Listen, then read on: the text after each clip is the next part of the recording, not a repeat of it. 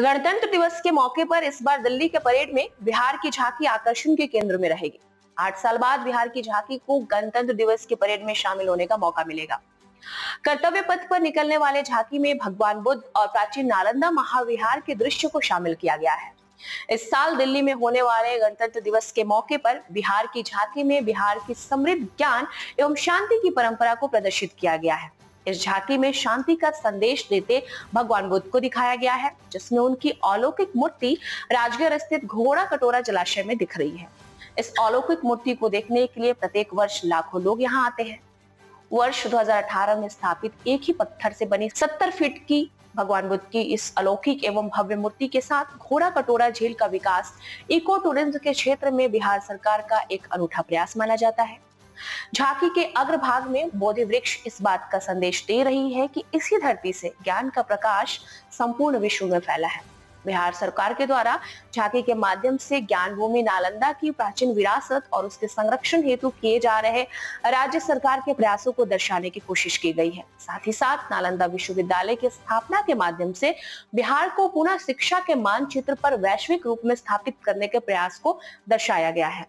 इसके अतिरिक्त भगवान बुद्ध की अलौकिक और भव्य मूर्ति के साथ घोड़ा कटोरा झील को इको टूरिज्म स्थल के रूप में विकसित करने के बिहार सरकार के अनूठे प्रयास को दर्शाया गया है। प्राचीन काल से अगर देखा जाए तो बिहार ज्ञान, मोक्ष और शांति की भूमि रही है।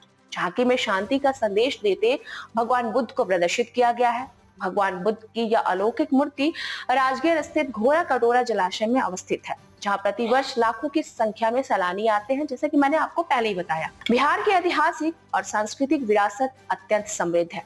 झांकी में प्राचीन नालंदा महाविहार यानी कि विश्वविद्यालय के भग्नावशेषों को भी दर्शाया गया है, जो इस बात के साक्षी हैं कि चीन, जापान और मध्य एशिया के सुदूरवर्ती देशों से छात्र यहाँ ज्ञान की प्राप्ति के लिए आते थे। नालंदा विश्वविद्यालय के भग्नावशेषों प्राचीन भारत की ज्ञान की परंपरा के प्रतीक माने जाते हैं।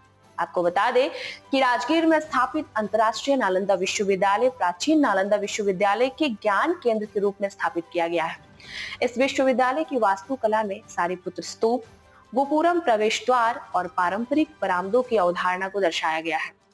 पर्यावरण संरक्षण के दृष्टिकोण से यह जो विश्वविद्यालय है वो कार्बन न्यूट्रल और नेट जीरो कैंपस के रूप में स्थापित हुआ है। नालंदा विश्वविद्यालय का लोकार्पण 19 जून 2024 को भारत के प्रधानमंत्री नरेंद्र मोदी द्वारा बिहार मुख्यमंत्री की उपस्थिति में किया गया। बिहार सरकार ने नालंदा में राजगीर खेल परिसर और बिहार खेल विश्वविद्यालय की स्थापना भी की है। इस वर्ष राजगीर खेल परिसर में Bihar women's Asian champions trophy का आयोजन किया गया, जिसे राष्ट्रीय और अंतर्राष्ट्रीय स्तर पर खूब सराहना मिली।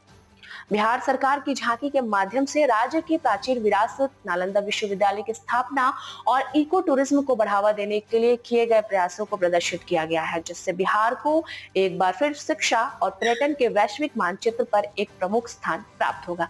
तो ये थी गणतंत्र दिवस से संबंधित बिहार से एक बड़ी खबर, जो पीपीएम टाइम्स बिहार के माध्यम से मैं आप तक साझा कर रही थी।